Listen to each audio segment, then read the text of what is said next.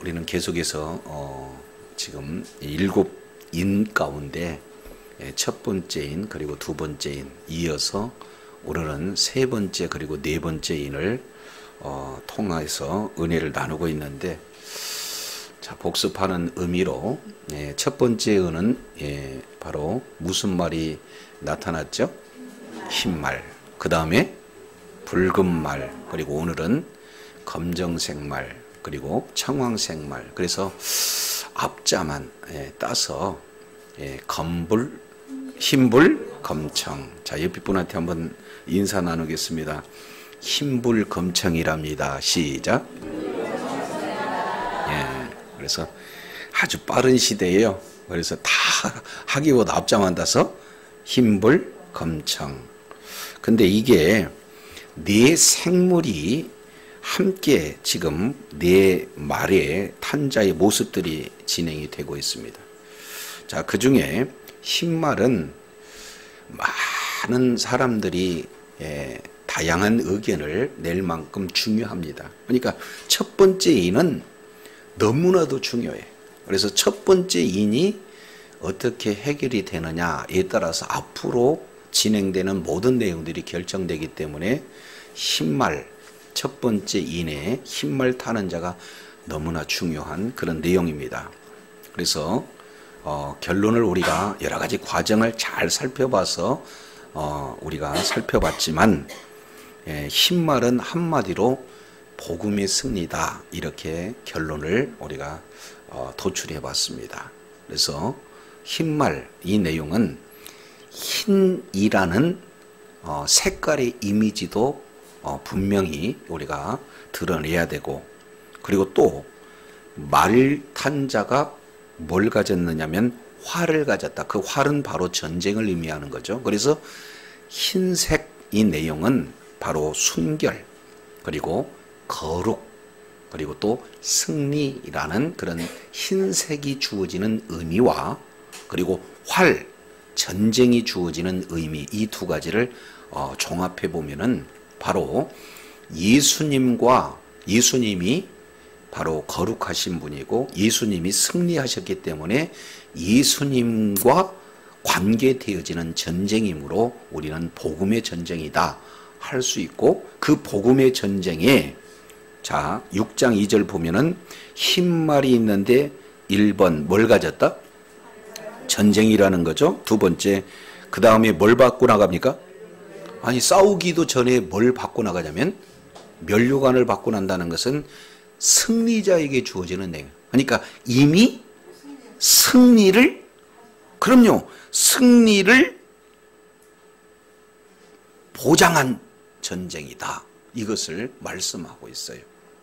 그리고 세 번째는 승리를 보장하고 있는 자가 그러면 어떻게 해야 되느냐? 승리하고 또 승리하고 계속해서 승리하는 그림, 이게 바로 흰말에 주어지는 내용인 줄로 믿습니다. 그래서 복음에 우리는 승리자예요. 자, 옆에 분한테 인사 나누겠습니다. 예수님이 이겨놓으셨으니 우리도 이깁니다. 시작. 그럼요. 그래서 복음의 전쟁은 바로 예수님이 이미 십자가에서 이겨놓으셨습니다. 그래서 우리는 날마다 주님 오시는 그날까지 이기는 그 내용은 복음의 승리의 하나의 그 표현이 흰말 탄 자를 통해서 보게 됩니다. 그런데 우리가 영적으로 이겨놓은 싸움을, 그리고 또 날마다 이기면서 나가지만 육신적으로나 환경적으로는 그대로 연약함은 드러나요. 그래서 복음이 증거되는 그곳마다 붉은 말이 함께하고 있죠. 그래서 여기서 붉은 말은 붓다라는 것은 피를 얘기하는 거고, 피라는 것은 결국 분쟁에 난한 결과를 피로 묘사하고 있어요. 그래서 분쟁은 곳곳에 다 있습니다. 사람과 사람 사이에 분쟁이 있고요. 그리고 또 가정에서도 분쟁이 있고, 심지어는 교회에서도 분쟁이 있고, 조금 범위를 넓히다 보면은 나라 간의 분쟁들이 있습니다. 그래서 마태복음 10장, 마태복음 24장 내용을 통해서 살펴보았더니 예수님께서는 이 땅에 화평을 주러 오신 거예요? 아니면 검을 주러 오신 거예요? 그럼요. 검이라는 것은 하나님의 말씀, 복음을 증거함으로 말미암아 믿지 않는 가족이다 할지라도 분쟁이 나타나고, 조금 더 나가서 고린도전서 11장 내용을 통해서 보면 교회 안에서 특히 고린도 교회 같은 경우에는 분쟁이 나타났다라는 사실을 살펴보고, 마태복음 24장 내용을 보면 나라와 나라, 민족과 민족이 분쟁을 일으킨다 하는 그런 내용의 범위를 우리가 살펴봤어요. 복음의 승리가 이미 선언되어지고 우리가 날마다 영적으로는 승리하게 되지만 그 복음을 증가하는 그곳에 분쟁이 있다 할지라도 한 영혼을 주님의 품으로 이끄는 저와 여러분이 되어야 될 줄로 믿습니다.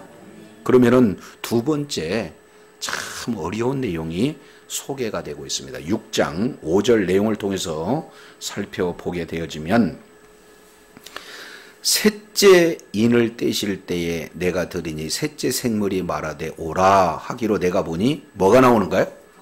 그럼요. 검은 말이 나와요. 근데 검은 말에도 뭐가 들려져 있냐면 그 탄 자가 손에 뭘 가졌다? 그래서 검은 말, 그 다음에 저울, 이 두 가지를 이런 키워드 속에서 하나님이 말씀하고자 하는 의도가 무엇일까? 이 내용을 우리가 이제 살펴보기를 원하는데, 자, 검은 말 그러면은 검다라는 색에 바로 뭡니까? 의미가 주어져 있겠죠? 그래서 흰 뜻은 뭐라고 그랬습니까? 거룩, 승리, 흰색. 그러면 붉은색, 이 내용은 피, 분쟁, 이 내용을 말씀하고 있어요. 그러면 그렇듯이 검은색 이 내용은 그 뜻이 있는데, 그게 예레미야서 4장 28절, 그리고 예레미야 애가 5장 10절 이 내용을 통해서 보면 검은색 그러면은 애통. 근데 그 애통은 어디에서 오는 애통이냐면 기근에서 오는 애통이에요.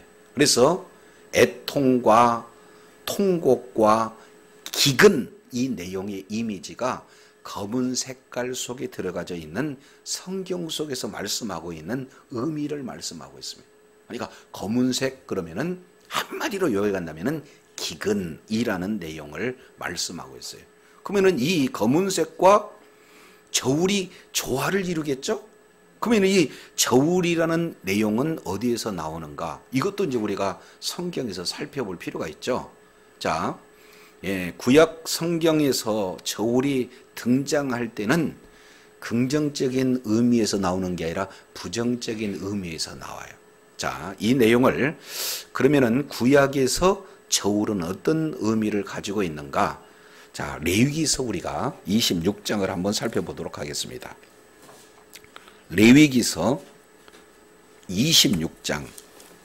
이 레위기서 26장은 조금 훗날 신명기서 다시 한번 이것을 거론하게 되는데, 레위기서 26장은 신명기서 28장과 짝을 이룹니다. 병행을 이뤄요. 그래서 조금 더 구체적으로 신명기 28장에서 말씀을 하고 있는데, 내용으로 본다면 레위기서 26장은 크게 두 가지예요.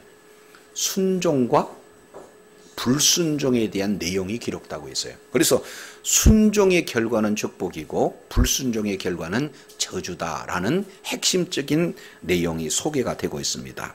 자, 레위기서 26장 3절에 보면 너희가 나의 규례와 계명을 뭐하면? 준행하면, 이게 순종의 내용이에요. 그러면 준행하게 되면 그 다음에 하나님께서 어떤 은혜를 베풀어 주신다라는 것을 쭉 기록하고 있습니다. 반면 14절 내용을 보면 그러나 너희가 내게 뭐하지 않으면? 청종하지 않으면, 반대를 표현하고 있죠. 그래서 14절부터 그 뒤에 39절까지 이 내용을 보면은 말씀에 불순종한 사례를 일일이 거론하고 있는 것을 보게 됩니다. 자, 그 중에 저울이 등장하게 되는데, 그게 23절, 레위기서 23절, 26장 3절 이 내용을 보면 재앙에 대한 내용을 지금 표현하고 있습니다. 자, 너희가 이런 일을 당하여도 너희가 내게로 돌아오지 않고 나를 뭐 할진대? 대항할. 그러니까 하나님께 대항해. 하나님이 자꾸 돌아오라고 뭔가 사인을 줬는데도 불구하고 끝까지 고집을 부린다. 그러게 되면은 하나님이 인격이시잖아요. 눈에 안 보이지만 계시고 우리가 화내는 것도 있지만 하나님도 화내실 수가 있는 분이에요. 그러니까 하나님께서 네가 나를 대항하느냐? 그러면 나도 너희를 대항하겠다. 이렇게 해서 이제 대항하는 내용이 26절에 이렇게 표현합니다. 자, 26절 우리 다 같이 한번 읽겠습니다. 26장 26절 시작. 내가 너희가 의뢰하는 양식을 끊을 때에 열 여인이 한 화덕에서 너희 떡을 구워 저울에 달아 주리니 너희가 먹어도 배부르지 아니하다. 그러면은 지금 열 여인이 각각 집에서 밥을 짓는데 이번에는 열 여인이 각각 집에서 밥을 짓는 것이 아니라 한 집에서 밥을 짓는데요. 그리고 그 한 집에서 밥을 짓는데 그 떡을 구워가지고 그냥 줘요? 저울에 달아서 줘요? 그러면 저울에서 달아준다는 것은 인심이 아주 고약해요. 좀 있을 때는 넉넉하게 아니 아우 먼저 형님 먼저 이렇게 풍성하게 주는데 이제 떡을 딱 해놓고 난 다음에 그 다음부터는 뭐냐면 도끼눈으로 딱 쳐다봐요. 누가 조금 더 많이 가져가느냐 아니면 내가 손해볼까 이렇게 보는 거예요. 그렇게 하려면은 공정하게 가져가야 될 거 아니에요. 그러면 공정하게 가져가려면 어떻게 해야 되냐면은 저울 가져와 봐. 그래서 저울로 일일이 떡 조각을 재어가지고 아주 정확하고 공정하고 그렇게 분배하는 그런 모습을 표현합니다. 그러면 왜 그럴까요? 왜 이렇게 사람들이 인심이 야박하고 정말로 인정은 이렇게 없어지는가 하는 내용을 봤더니 그 뒤에 이렇게 기록하고 너희가 먹어도 뭐 하지 않다? 그러니까 얼마나 양식이 없으면 각자 집에서 떡을 하지 못하고 모여서 여기서 떡이라는 것은 양식을 의미하는 거예요. 그러니까 그런 양식을 한 집에서 해가지고 이걸 나눠 갔느냐. 그러면 그 나눠 가는 것도 결국에는 여인들 혼자 먹을 것 같아요? 집에 가서 가족끼리 또 나눠 먹을 것 같아요? 그러니까 하나님의 말씀에 불순종하게 되어지면은 얼마나 배고픈 시절이 기근이 임한가 하는 내용을 아주 구체적으로 이렇게 표현하고 있는 내용입니다. 이것은 하나의 경고예요. 하나님의 말씀에 불순종하면 이런 기근들이 일어난다. 먹을 때 저울로 재서 먹는 그런 아주 심각한 상황이 온다라는 것이 성경에 기록되어 있습니다. 그러면은 이 말씀을 그대로 우리가 믿는 믿음을 가졌다면 반대로 10절 보겠습니다. 10절.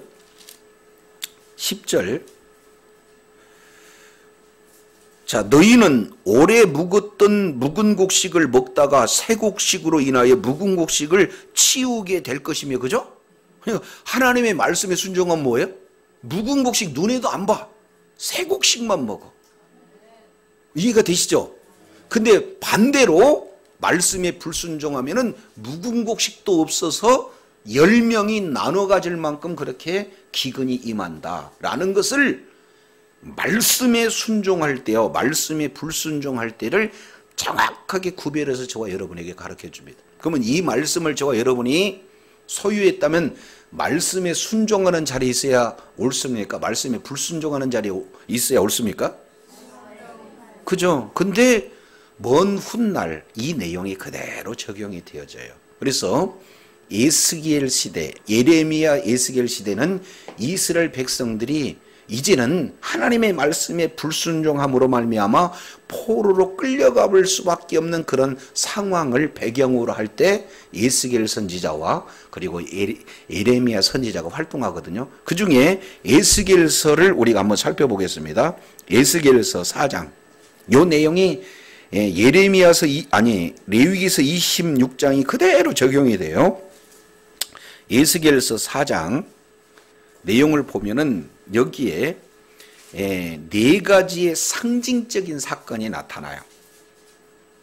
에스겔서 보면 그 내용은 4장 1절에 토판을 가져다가 그리고 그래서 그 성읍을 에워싸되, 그러니까 이스라엘이 지금 성읍이 에워싸는 상황이 적용됩니다. 거기에 토판이라는 상징이 등장하고, 그리고 4절부터는 좀 희한하게 잠을 잘 때 희한하게 해요.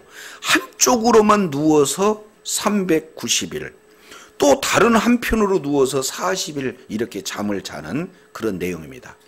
그리고 이제 세 번째, 떡은 떡인데 어떻게 떡이냐? 이제 에스겔서 4장 9절 여기를 이제 알아야 예레미야 이 에스겔서 4장 9절 10절을 알게 되어지면 오늘 본문 계시록 6장의 내용을 우리가 알 수 있게 되는 거죠. 자, 4장 9절 우리 다 같이 한번 읽겠습니다. 시작. 너는 밀과 보리와 콩과 팥과 조와 귀리를 가져다가 한 그릇에 담고 떡을 만들어 내가 뭐로 넣는 날수? 너는 식물을 달아서 하루 20세겔 중씩 때를 따라 먹고, 자 여기서 이제 중요한 것 한번 보세요. 자, 하나님께서는 말씀에서 떠난 이스라엘 백성들을 돌아오라고 직접 말씀하세요. 여러 번 말씀해도 안 듣게 되면 최종적으로 못 알아들을까 봐 다시 한번 행동으로 시청각을 통해서 보여주십니다. 그래서 예레미야가 여러분 예루살렘 성에 말씀대로 순종한 사람 한 사람도 한 사람만 있어도 망하지 않겠습니다 그랬더니 이스라엘 백성들이 말을 안 들어요. 그래가지고는 하나님의 말씀 그대로 바벨론 포로로 끌려갔어요. 그러면은 이제는 우리가 어떻게든지 회개하고 주님 앞에 돌이켜야 되겠다 하는 것을 알아야 돼요, 몰라야 돼요? 그렇게 외쳤는데도 못 알아들었으니까. 근데 끌려갔던 바벨론 그 지역에서 이렇게 해요. 우리 하나님이 빠른 시간 내에 다시 뭐 하시겠다? 회복시키겠다. 그런 생각으로 잘못되어 있어. 그러니까 하나님께서 끌려간 그 현장에서 에스겔 선지자를 통해서 얘야 너는 390일 동안 좌측으로 자라 이렇게 얘기해요.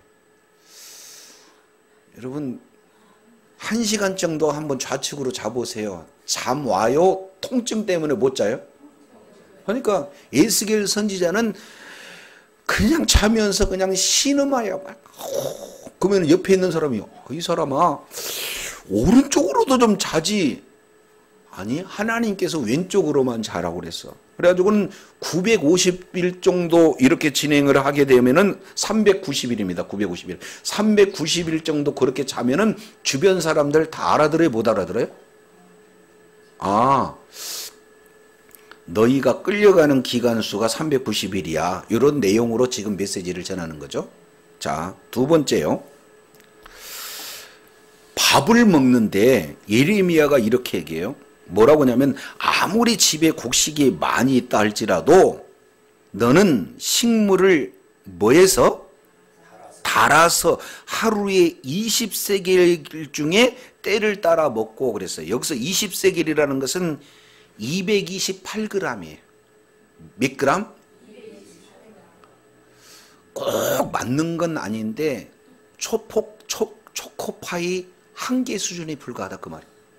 그러면은 건장한 사람이 초코파이 한 끼로 생각한다면 초코파이 하나면 배부르겠습니까? 배고프겠습니까? 네.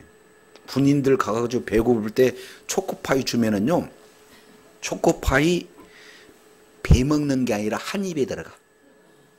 딱 들어가고 또 봐. 먹을 게 없는가? 근데 초코파이를 예를 들어서 200g으로 가장을 한다면은 그걸 에스겔 선지자가 와가지고 3분의 1로 딱 이렇게 채요. 그러니까 많은 사람들이 볼 때 228g을 3등분을 딱 내는데 여기에 조금 한 톨이 더 갔는지 덜 갔는지 하려면 어떻게 되냐면은 저울로 재가지고. 그러니까 많은 사람들이 구경할 거예요. 참 신기한 사람이네. 저걸 228g을 한 끼 먹어도 부족할 텐데 그것을 3등분 해가지고 아침, 점심, 저녁으로 재서 나누는데 막 너무나 배가 고프니까 조금 더 먹고 싶은데 더 먹으면 안 되니까 뭘로 재서 먹어요?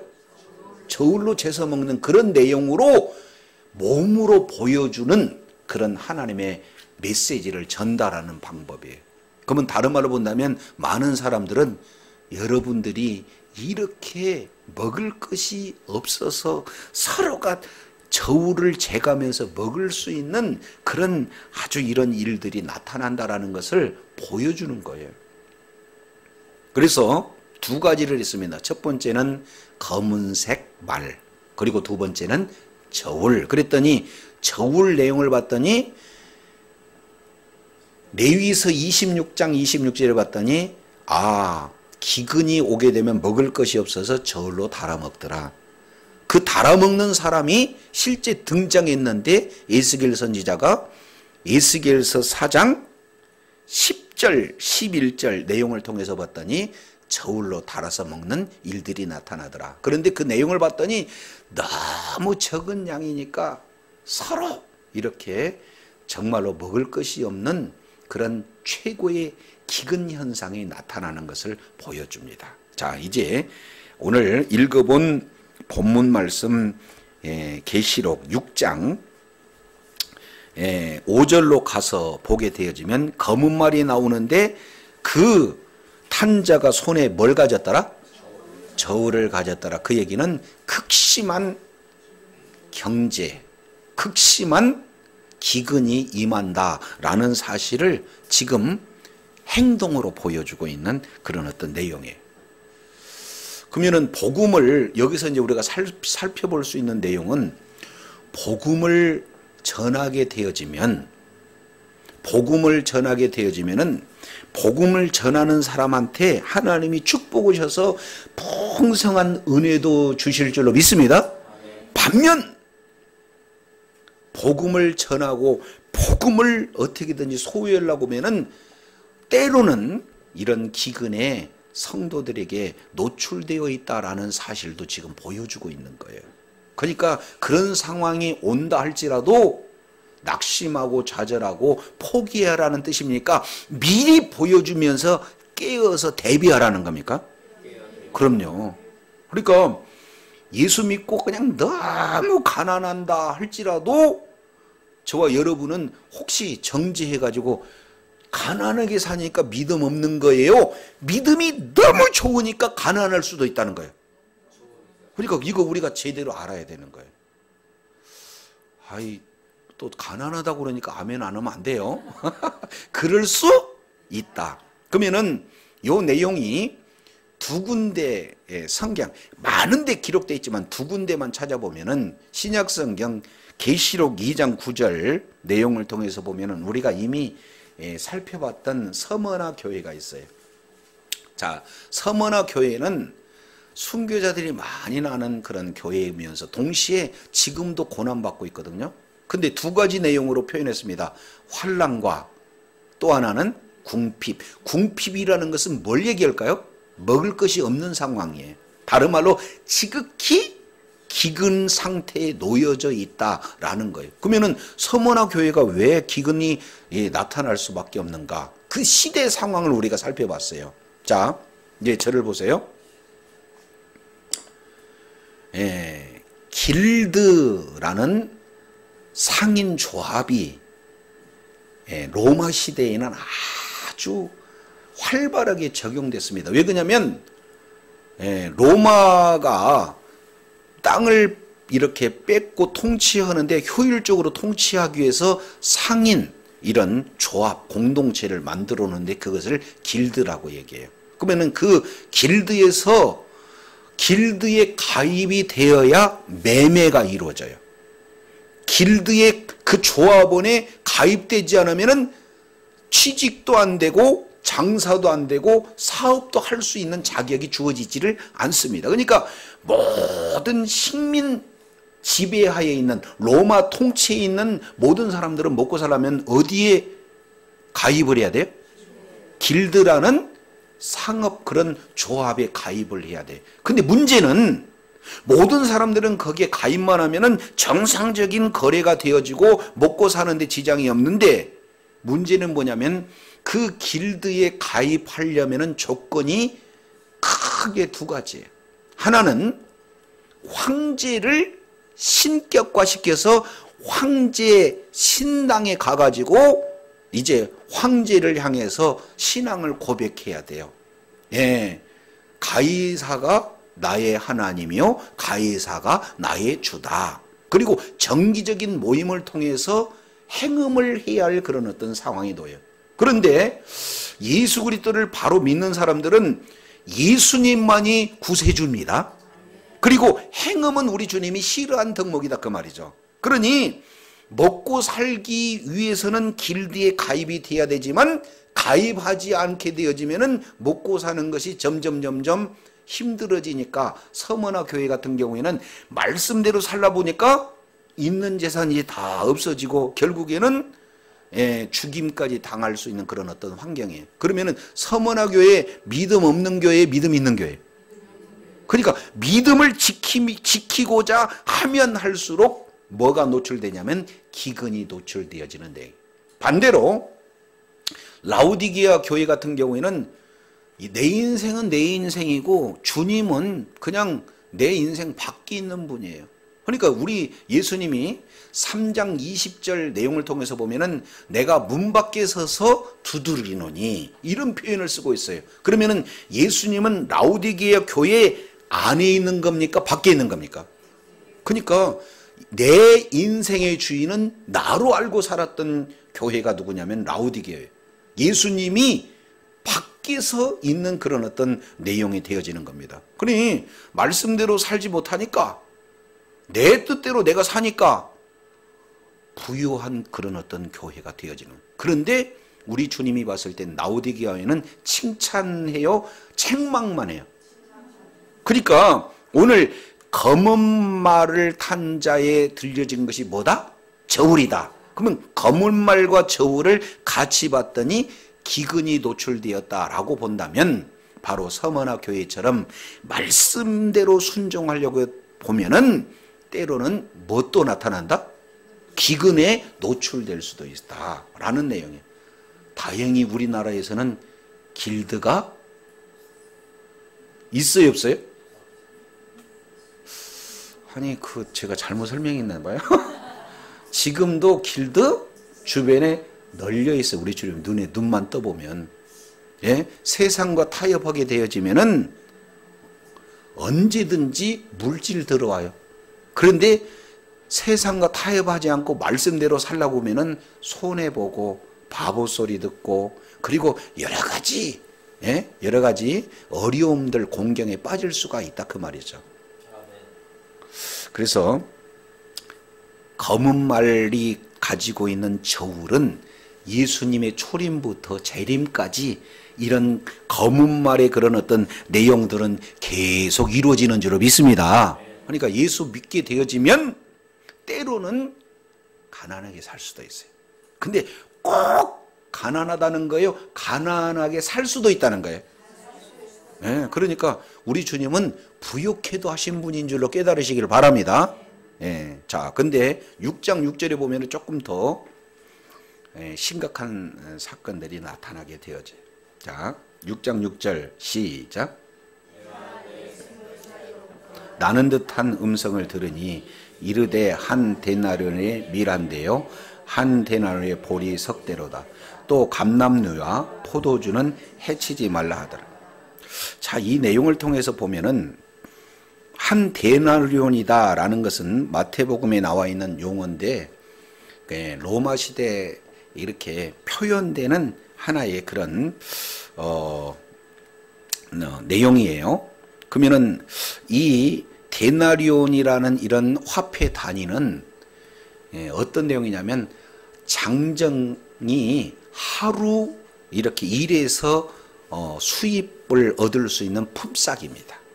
그러면 많은 사람들이 많이 있지만 일반 평민 노동자의 경우로 환산한다면 지금도 하루 가서 열심히 일하게 되면 예를 들면 10만 원이다 라고 한다면 지금 현재 한 데나리온은 10만 원이 해당이 되는 거예요. 그러면 10만 원 가지고 가서 물건을 가서 샀더니 어떻게 되냐면 밀 한 대밖에 안 줘. 지금도 밀 한 대에 10만 원 그러면은 싸요, 비싸요? 비싸요. 근데 이 밀 한 대라는 의미는 뭐냐면은 한 사람이 하루에 먹을 양이야. 하루에 먹을 식량이다 그 말이죠. 그러면은 한 장정이 벌어가지고는 가족도 먹여 살려야 되는데 자기 혼자 먹을 수 있는 그런 어떤 내용밖에 안 된다. 그러니까 물가가 엄청나게 폭등되고 있는 내용이에요. 이걸 경제 용어로는 인플레이션 이렇게 표현하고 있죠. 많은 사람들은 그냥 먹을 것을 구하는데 먹을 것이 나지 못하니까 점점 가격은 올라가게 되어지는 그런 내용이 되어지는 거예요.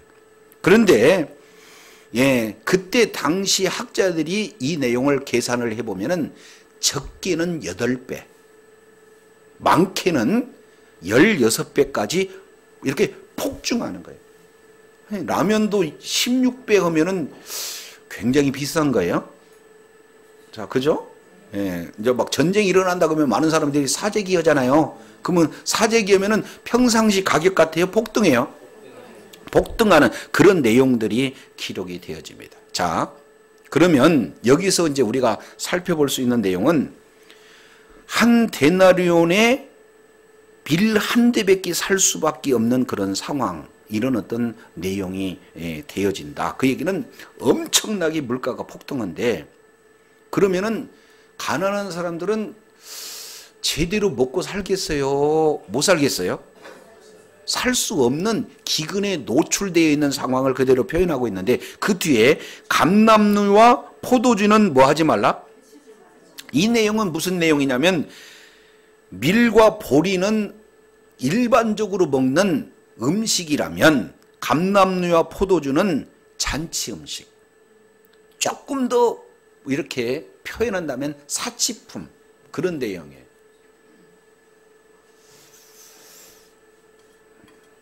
일본인가요? 황금으로 해가지고 유기농법을 통해서 사과를 하는데 사과 하나가 우리나라 돈으로 1,000만 원인가 그렇게 되더라고요. 우리가 봤을 때 그거 누가 먹어 그러잖아요. 근데 잘 사는 사람은 금방 먹습니다. 가끔 산삼 발견했다 그러면은 산삼 한 뿌리 뭐 이리 해가지고 뭐 매덕 이렇게 표현한 거 봤죠? 그 누가 사 먹어? 없어서 못 팝니다. 그러니까 잘 사는 분들은 그거 일도 아니에요. 그러니까 지금 한 데나리온의 밀 한 대요, 한 데나리온의 보리 석 대로다 하는 이 내용은 그 상태 자체가 기근이 엄청나게 심한 내용이기는 하지만 포도주와 감람류를 해치 말라 그랬으니까 전면적인 기근이 온 상태는 아니다. 그러면 조금 이제 기근의 상태는 이제 시작에 불과하다 이 내용이에요. 아니, 너무 어렵나요? 자, 마태복음 24장 내용을 통해서 보면 마태복음 24장은 소계시록이라고 그래요. 근데 그 마태복음 24장 이 내용을 통해서 보면 예수님이 마지막 시대에 대한 내용을 말씀하고 있는데 첫 번째 내용을 보면은 가장 주의할 것이 적그리스도 그들을 주의해라. 왜냐하면 그 뒤에 나타나는 게 첫 번째 나라와 나라 사이에 전쟁이 일어날 것이다. 그리고 동시에 전쟁이 일어나면서 기근이 일어나고 그 위에 많은 사람들이 죽게 되어지는 현상들이 나타난다. 그리고 나서 마태복음 24장 8절에 거기에다가 이렇게 표현해. 이는 재난의 시작이다. 지금 요 내용을 말씀하고 있어요. 그러니까 한 데나리온에 폭등되는 그런 가격이 있어서 많은 사람들이 먹을 수 있는 음식이 부족한 그런 어떤 상황인데, 부자들은 그래도 별 이렇게 영향을 미치지 않을 그런 상황은 모든 인류에 미치는 것은 이제 시작에 불과하다라는 뜻으로 말씀하고 있다는 거 기억하시 바랍니다.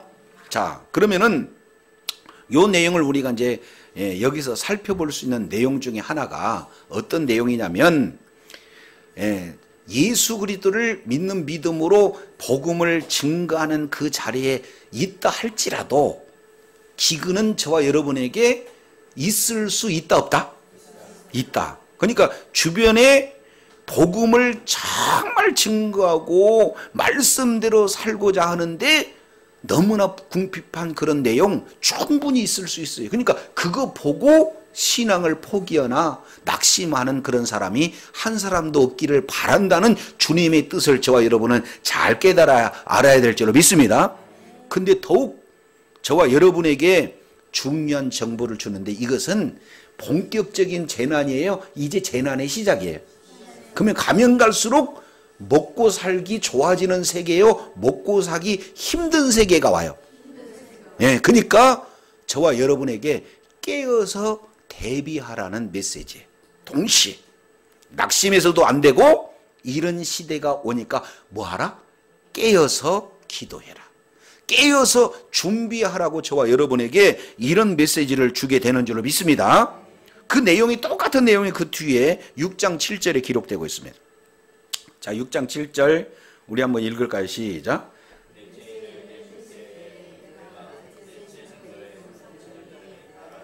오라 하기로 내가 보니 검은 말이 나오는데 그 탄 자의 지금 엉뚱한데 읽었습니다. 7절 넷째 인을 떼실 때에 내가 넷째 생물의 음성을 들으니 말하되 오라 하기로. 8절 다 같이 시작. 내가 봄에 청황색 말이 나오는데 그 탄 자의 이름은 사망이니 음부가 그 뒤를 따르더라. 그들이 땅 4분의 1의 권세를 얻어 검과 흉령과 사망과 땅의 짐승들로서 죽이더라. 아멘. 하나만 해야 되는데 욕심을 내서 두 개를 하니까 조금 복잡할 수 있어요. 자, 이 내용을 보면은 이제 네 번째로 등장하는 색은 무슨 색이에요? 자, 청황색은요, 어떻게 되냐면 그냥 주먹으로 한 대 그냥 맞이게 되면은 조금 있으면 어떻게 돼요, 이게? 붉은 것 같기도 하고 푸른 것 같기도 하는 그 색이에요. 여기에 청황색. 요걸 정확하게 얘기한다면은 시체색입니다. 무슨 색? 그러니까 맞아서 멍든 색과 동시에 죽음으로 인해서 썩어져가는 그런 어떤 색, 요 내용을 청황색이다 이렇게 표현했습니다. 그래서 오전 시간에 우리가 살펴봤더니 요걸 우리 한국말로 잘 표현하는 색이 있는데 이걸 뭐라고 표현했습니까? 옆에 분한테 한번 인사는 시푸르둥둥 시작. 예, 우리나라 말만 표현할 수 있는 시푸르둥둥. 그러니까 시푸른 것도 아니고 누른 것도 아니고 애매한 색. 근데 실제 의미는 무슨 색이냐면 시체색이 가장 근거가 있는 가까운 색이 되어집니다. 그러니까 청황색 말, 시체색을 가지고 있는 말인데 그 이름이 최초로 공개가 됩니다. 그 말 이름이 뭐래요? 사망. 뭐라고요? 사망. 근데 이 사망이라는 게 여러 개로 표현이 되고 있어요. 표현. 자, 우리나라도 죽었다라고만 표현됩니까? 숟가락 났다. 예? 그 다음에 돌아가셨다. 그리고 또 뭐 있어요? 예? 소천하셨다. 또 하나는 우리나라 죽었다만 표현만 해도 100가지가 넘어요. 그잖아요. 눈 감았다. 예, 세상 떴다. 예, 숨 멎었다. 막 할 것 너무나 많아요. 그거 다 전부 다 같은 내용이에요. 그러니까 여기 단어 하나에도 여러 가지 표현들이 있다 그 말이죠. 좀 어렵습니다. 듣고 잊어버려도 돼요. 한번 따라합니다. 따나토스. 따나토스. 여기 헬라 말인데 원래 히브리 말로는 뭐라고 표현하고 있냐면은 그 히브리 음으로 표현된 떼베르라는 단어를 해석을 번역을 할 때 다나토스라고 표현해요. 그러니까 다나토스는 사망이라는 뜻도 있지만 원래는 질병이라는 뜻도 있어요. 그러니까 질병, 사망 이 내용을 떼베르, 다나토스 이런 단어를 쓰게 되는 거예요. 그러니까 청황생말 10% 둥둥한 시체색을 가진 그 말 이름이 질병이네, 사망이네 이런 내용이에요. 그러니까 이 말이 슉 지나가면은 질병이 걸리고 또 이어서 사망이 진행이 되는데 그 뒤에 따라가는 것이 또 뭐가 돼 있어요? 음부. 요게 하데스라는 원문이에요. 요걸 지옥이라고도 얘기하고 또 죽은 사람들이 머무는 장소라고도 표현하고 이 내용을 사망이라고도 얘기하고 그러니까 번역이 여러 가지 많아요. 자 이제 두 가지입니다. 자 사망의 색이 쑥 지나가니까 질병도 걸리고 사망도 걸리고 그러면 질병과 사망으로 죽은 사람들이 어디로 가요? 그럼요. 묻히는 그곳에 간다. 그래서 두 가지 사망과 음부와 사망은 같은 의미로 다 기록이 되고 있어요. 그래서 청황생말이 있게 되어지면은 이걸 한마디로 표현한다면 재난이다 이렇게 표현할 수가 있습니다. 그러면 예수 그리스도를 믿는 믿음을 가진 그런 자들에게 무엇이 누구에게나 다 노출이 돼 있어요? 재난이 다 노출되어 있어요. 근데 지난 시간에도 우리가 이걸 내용을 아주 길게 우리가 살펴봤지만 첫째 말 이름이 안 나와 있고 둘째 말 이름이 나오지 않고 셋째 말도 안 나왔어요. 근데 넷째 말은 이름이 뭐 있어요? 나왔어요. 나왔는데 그 이름이 뭐냐면 사망이에요. 그러면 사망은 인격을 얘기하는 겁니까? 하나의 상황이나 현상을 얘기하는 겁니까? 그러니까 말은 인격이 아니고 사망이나 상황이나 현상을 얘기한다. 그러면은 그 내용이 검은 말도 기근이라는 상황과 현상, 붉은 말은 분쟁이라는 상황이나 현상. 그러면은 첫째 말도 상황이나 현상이 나와야 되겠어요? 인격이 나와야 되겠어요? 그죠? 네 말이 똑같이 동일하니까. 그러니까 첫째 말 흰 말은 예수님인 것도 아니고 적그리스도도 아니에요. 적그리스도도 인격이고 예수님도 인격이기 때문에 예수님도 아니고 적그리스도 아닙니다. 그러면은 이 내용은 뭐냐? 색깔과 인격이 아닌 것을 이렇게 진행하기 때문에 복음의 승리를 말하고 있어요. 자, 흰말 그러면은 여러분 복음의 승리 한번 따라해 주시기 바랍니다. 흰말은 뭡니까? 붉은 말은? 예? 분쟁. 조금 더 나가서 전쟁도 되고 그리고 검은 말 기근 그리고 청황생말 재난.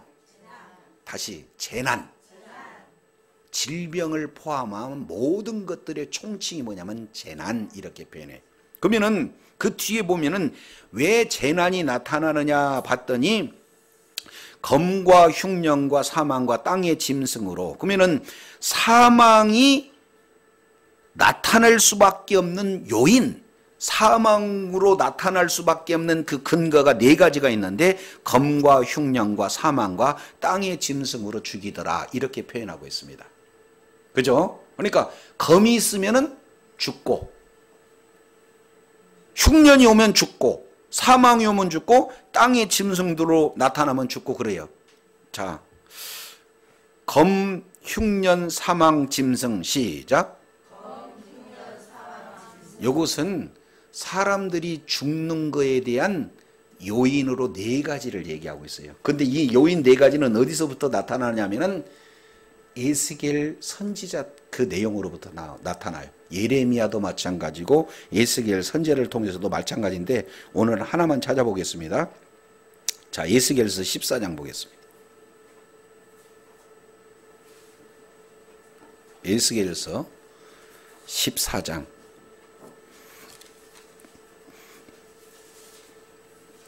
12절 보세요.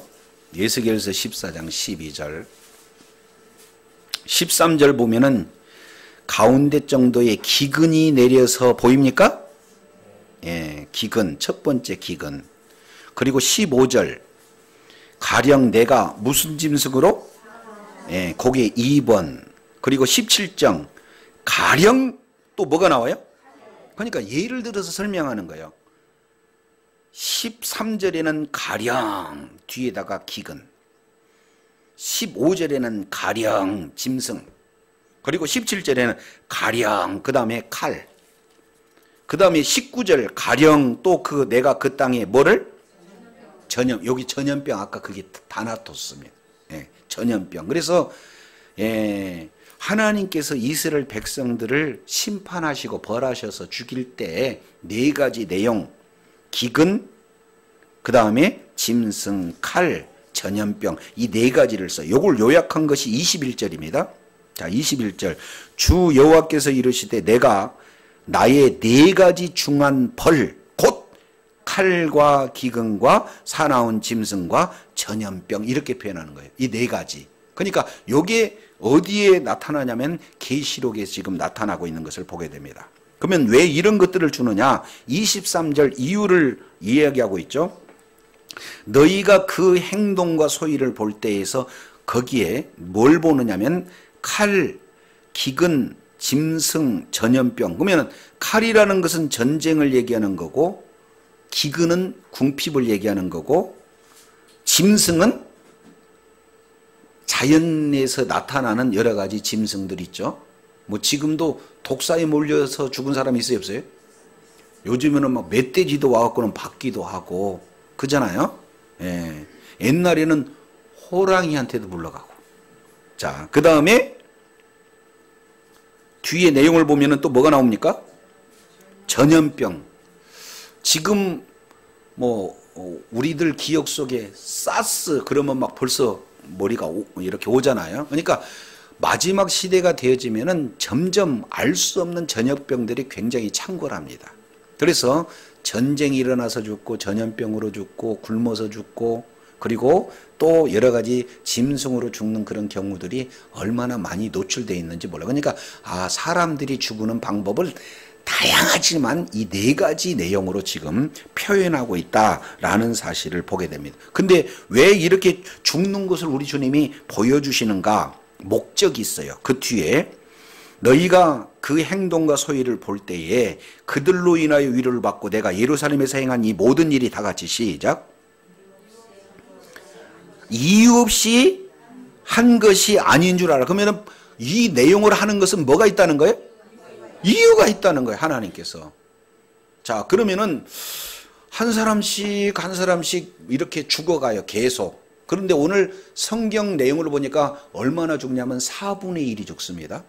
그러면 4분의 1은 많다라는 내용이에요. 이걸 문자적으로 해석하면 지금 60억 인구의 4분의 1 그러면은 15억이 그냥 한 번에 그냥 다 죽어나가요. 그러면 그런 내용으로 보면 드디어 종말이 나타나는구나. 이렇게 이유이시 바라 그 말이죠. 근데 그렇게만 보면 안 된다 그 말이죠. 한 번에 죽는 게 아니라 시대 속에서 많은 사람들이 이렇게 전쟁으로 죽고 기근으로 죽고 지금 이런 어떤 형태들을 보인다 하는 내용입니다.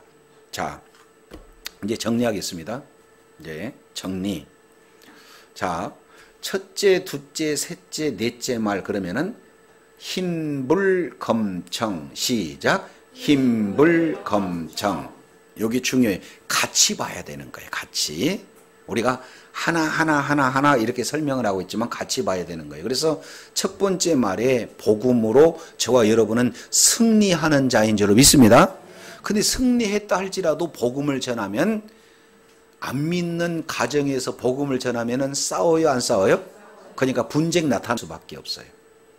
안 믿는 나라에다가 복음 전하면은 분쟁이 일어날 수밖에 없다 그 말이죠. 자, 두 번째, 이제 붉은 말을 말씀을 드렸습니다.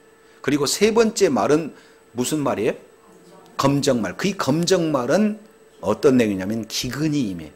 그러니까 예수님을 잘 믿어도 그런 성도들한테 무엇이 올 수도 있다? 근데 기근이 오는데 이건 시작에 불과해. 가면 갈수록 더 아주 그냥 심한 기근은 올 수밖에 없는 상황이다. 그렇다 할지라도 우리가 깨어서 기도하고 끝까지 믿음을 이렇게 지켜야 될 그런 어떤 상황이다라는 걸 보게 됩니다. 근데 네 번째는 뭐가 이루어지는 겁니까? 청황생말. 이것은 시체색이죠. 예수님을 믿어도 죽을 수 있는 환경이 나타나요. 전쟁과 기근과 전염병과 짐승에 의해서 이런 수많은 재난을 통해서 이렇게 죽을 수 있는 그런 환경에 놓일 수밖에 없다 하는 그런 내용이 지금 이렇게 쫙 6째 인으로 보여준다 그 말이죠. 자, 이해가 되실 줄로 믿습니다. 근데 여기서 자세히 보게 되면은 잘못하면은 저와 여러분이 좀 위축될 수 있어요. 아니, 예수를 믿는데 분쟁과 기근과 그리고 또 여러 가지 재난이 나타난다. 이렇게 하면 조금 위축될 수 있는데 자세히 보면 그러지가 않아요. 자, 왜 그러냐면 밀 한 대, 데나리온에 한 데나리온에 밀 한 대요. 그러죠? 근데 그 뒤에 감람류와 포도주는 해치 말라 그랬으니까 재난은 지금 종국에 이르렀다는 겁니까? 재난은 시작이 불가하다는 거예요. 그러면은 지금 시작이기 때문에 준비해라. 깨어있으라라는 것을 저와 여러분에게 미리 공개, 오픈, 보여줌으로써 준비하게 되는 줄로 믿습니다. 그리고 8절 내용을 봤더니 다 죽이는 거에 4분의 1만 죽어요. 그러면 나머지 4분의 3은 어떻습니까? 네, 하나님이 왜 재난을 주는 목적을 까닭 이유가 없는 게 아니라 이유가 있다는 거예요. 그러면은 남은 4분의 3에 대한 거에 대해서 우리 주님이 뭘 주시냐면 기회를 주신 거예요. 그러니까 불신자에게는 회개할 수 있는 기회를 주는 거고 우리 신자에게는 끝까지 시작이기 때문에 믿음을 지켜야 되면서 동시에 복음을 전할 수 있는 기회가 저와 여러분에게 주어진 줄로 믿습니다.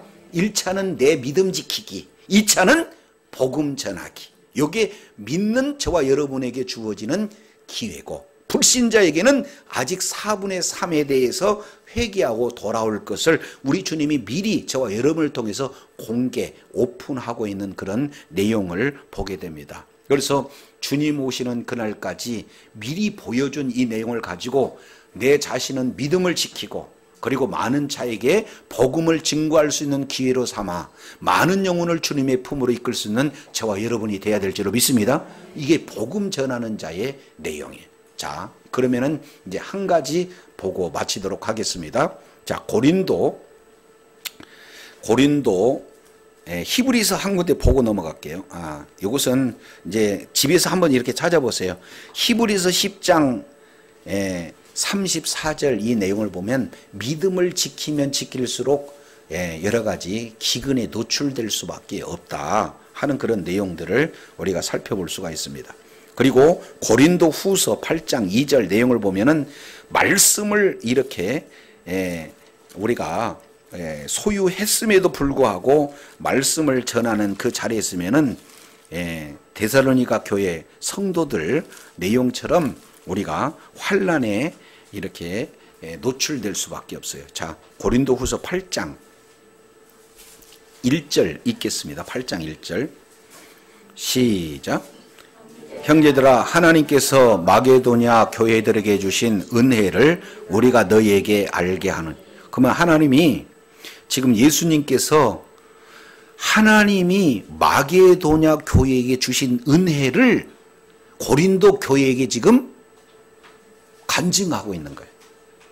고린도 교회. 그러니까 사도 바울이 내가 하나님이 마게도냐 교회에 준 은혜가 있는데 그 마게도냐에 준 은혜를 너희들한테 간증하겠다 하는 내용이 8장 1절입니다. 그러면은 마게도냐 교회가 받은 은혜가 어떤 건가? 2절. 많은 환난에, 자, 2절 한번 읽을까요? 시작.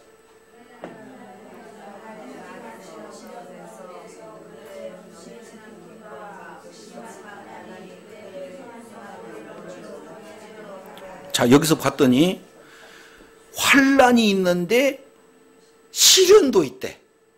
뭐라고 있어요? 환난도 있는데 시련도 있대.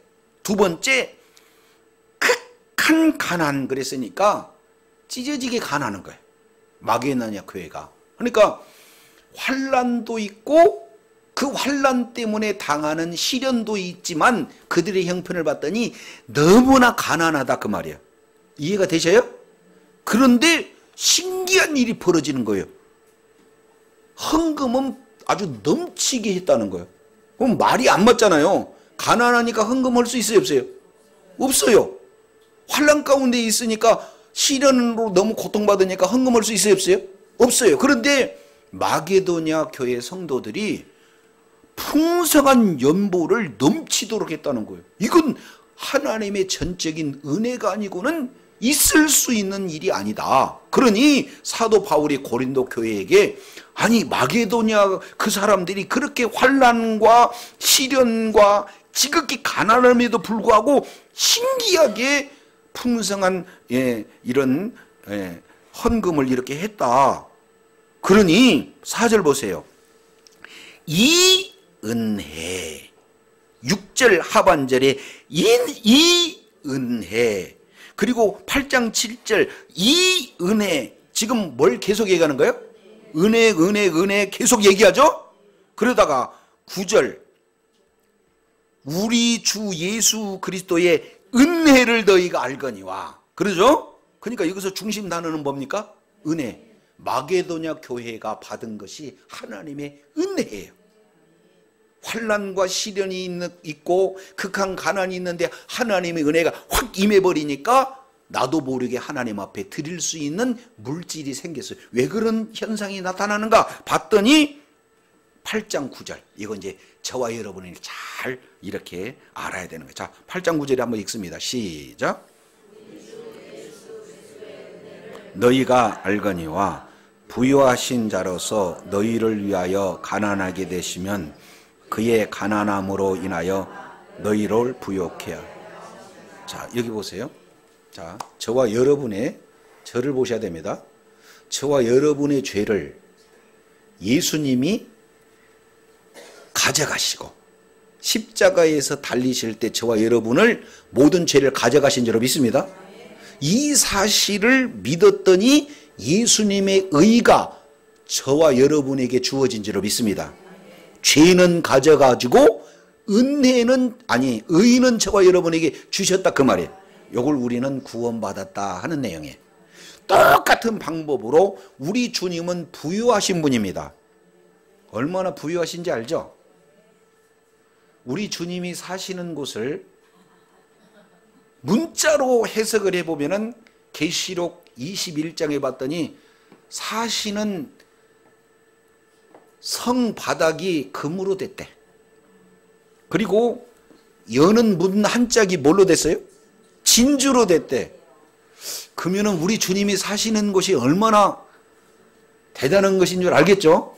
근데 그 부유하신 분이 이 땅에 와셔서 사셨는데 얼마나 가난하게 사셨냐면은 여우도 굴이 있고 새도 가히 둥지가 있지만 나는 머리 둘 곳이 없다. 그 얘기는 노숙해 있어요. 우리 주님이. 그러니까 재워주면 가서 잘 수 있고 집 없이 늘 가가지고는 이 땅에서 정말로 가난하게 사셨어요. 근데 오늘 왜 우리 주님이 가난하게 사셨냐 봤더니 저와 여러분의 가난을 싹 가져가고 주님의 부유를 저와 여러분에게 주시기 위해서 가난을 가져가셨다라는 사실을 믿으시기 바랍니다. 그러면 저와 여러분은 뭐가 이제 임하는 거예요? 저와 여러분은 뭐예요? 자, 옆에 분한테 나 부유합니다. 시작. 네, 다 가졌어요. 네, 이 땅에서 쓸 것이 없어서 안 쓸 뿐이야. 그러나 다 가져갔으면 이해가 되시죠? 다 가진 거예요. 다 가진 거. 그러니까 저와 여러분은 진짜 부유한 자입니다. 그죠? 그러니까 주님이 주신 만큼 삶 속에 적용하는 자가 부유한 자예요. 근데 이 내용은 실제 물질로도 부유합니다. 그런데 그 다음에 왜 부욕해 하려고 했는가 봤더니 13절, 이는 다른 사람들은 평안하게 하고 너희는 공고하려는 것이 아니라 뭐 하게 하려고? 균등하게 하려고. 그리고 14절, 이제 너희에게 뭐가 있는 거? 넉넉한 것으로 저희 부족한 것을 보충하는 것은 후에 너희가 넉넉한 것으로 너희 부족한 것을 보충하여 뭐 하게 하라? 그러니까 잘 살 때는 도와주고 또 못 살 때는 도움을 받고. 그러니까 지금 마게도냐 교회 성도들이 못 살고 있는데 풍성하게 줬어. 또 하나님이 은혜 주니까 잘 살게 한 것을 또 뭐예요? 풍성하게 줬어. 자, 이런 내용으로 지금 말씀하고 있는 겁니다. 근데 그 내용은 뭐냐? 잘 사는 사람은 더욱 잘 살되 그 잘 사는 것을 자기 혼자만 잘 사는 게 아니라 구제하고 섬기고 봉사하는 데 그 물질을 쓰기 위해서 하나님이 하나님의 부여로 채워주신 줄로 믿습니다. 요걸 이제 우리가 잘 알아야 돼. 요걸. 그래서 지금 미국의 유대인들이 미국을 다 장악하고 있습니다. 경제, 군사, 모든 학문 이런 내용들을 다 장악하고 있어요. 그런데 그 유대인들 중에 록펠러라는 사람이 있습니다. 그분이 굳이 하면은 몇 천만 원 이게 아니라 몇십 조를 기부를 해버려요. 록펠러 모르는 분이 있을까봐. 혹시 빌 게이츠라는 분 아세요? 그분도 전 재산을 못 사는 아프리카에 그냥 지금 완전히 투여하고 있습니다. 그 얘기는 이게 어디에서 나오냐면 신명기 28장 1절에 근거합니다. 그들의 사고는요, 나는 세계적인 자가 되어야 되겠다는 것을 그들은 늘 머릿속에 간직하고 있어요. 신명기 28장 1절 보면은 너희가 삼가 내 말 하나님의 말씀을 듣고 그리고 내가 명한 모든 명령을 준행하면 세계 모든 민족 위에 뛰어나게 하실 것이라고 주님이 약속하신 줄로 믿습니다. 그러니까 저와 여러분이 잘나서 뭘 잘해서가 아니라 말씀을 듣고 말씀에 순종하게 되면 하나님의 지혜 주시고 능력 주셔서 세계적으로 존귀한 자로 하나님이 삼으실 줄로 믿습니다. 근데 왜 하나님이 그렇게 존귀하게 사용했을까? 그 사람을 통해서 어렵게 힘든 사람한테 뭐 하는 거예요? 이렇게 줌으로 하나님의 사랑이 전달돼서 모두가 다 주님의 품으로 오게 하는 하나님의 선한 뜻이 있는 줄로 믿습니다. 그러면 다른 말로 본다면 저와 여러분은 하나님의 그 부요를 채워서 그 하나님의 부요를 많은 사람들에게 하나님의 사랑을 흘러내리는 청지기로서 사는 하나님의 놀라운 은혜가 있기를 원합니다. 그러니까 예수 믿는 사람들은 어떻게 돼요? 잘 살아야 돼. 잘 먹고 잘 살라고만 하는 거예요? 하나님의 사랑을 증거하는 청지기로 잘 살아라는 거예요. 그러니까 우리는 하나님이 주신 것 갖고 쓰지만 또 죽을 때는 하나도 남기지 않고 다 이렇게 놓고 간다 그 말이죠.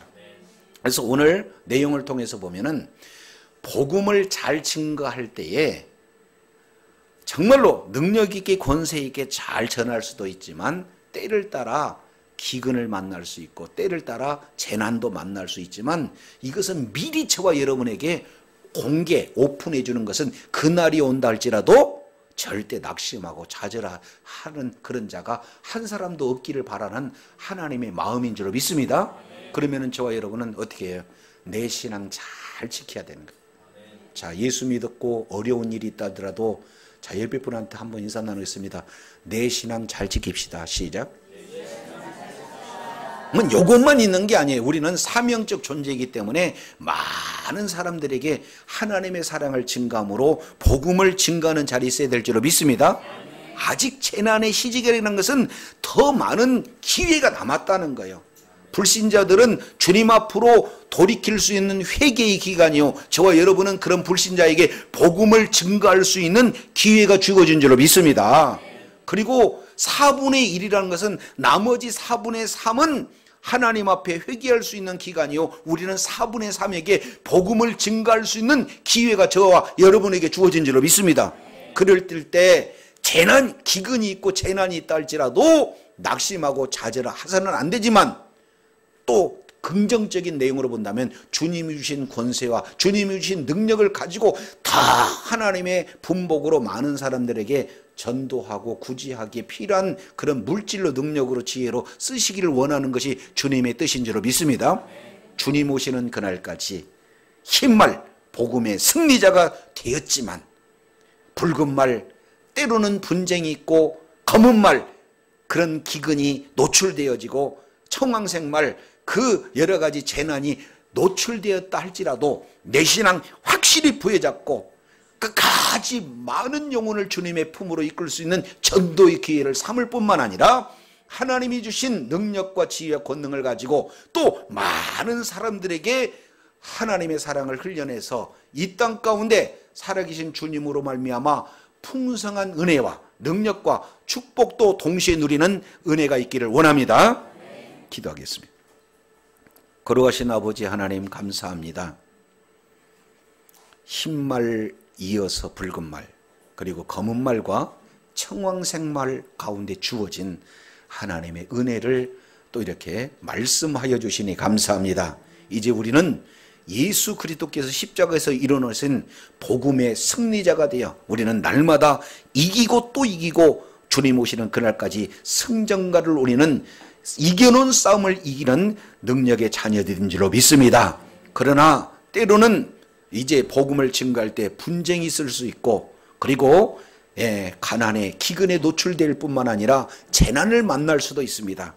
그러나 자세히 살펴보았더니 이제 시작이고, 그리고 이제 4분의 1이 적용되는 내용을 통해서 살펴보면 불신자에게는 회개할 수 있는 기회를 우리 주님이 주신 것을 이렇게 살펴보면서 우리 믿는 믿음을 가진 자들은 그런 어려운 악적 속에서도 끝까지 인내로서 믿음을 신앙을 소유할 뿐만 아니라 많은 자들에게 복음을 증거할 수 있는 기회가 되어진다는 사실을 다시 한번 일깨워 주셨사오니, 이제는 환경 바라보지 않고 환경 너머에 능한 손으로 붙들어 주신 주님을 바라봄으로 말미암아 이 땅에서도 최후 승리자가 되어 하나님께 영광 돌리는 축복의 자녀들, 능력의 자녀들 다 되게 하여 주시옵소서. 감사드리며 예수님 이름으로 기도 올리옵나이다. 아멘.